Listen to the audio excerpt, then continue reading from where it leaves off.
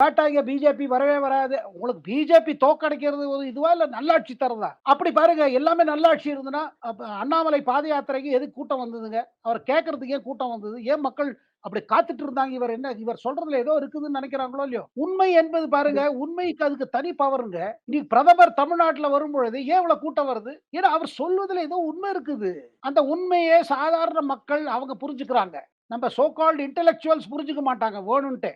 ஏன்னா அவங்களுக்கு வேற ஏதாவது ஆதாயம் இருக்கும். ஆளுங்கட்சிய சப்போர்ட் பண்றதுலயோ, ஒரு இது பண்றதுலயோ. ஆனா சாதாரண ஏழைகள் என்ன சொல்றாங்க? இல்ல பிரதமர் சொல்றதுல ஏதோ ஒரு உண்மை இருக்கு. இந்த 10 ஆண்டு காலம் எத்தன விஷயம் நடந்திருக்கு. இப்ப தமிழ்நாட்டுல பல விஷயம் நடக்கவே விடல. இப்ப போய் அது நம்ம கல்வி திட்டங்கள்லாம் இப்ப ஆரம்பிச்சிருக்காங்க. இப்போ.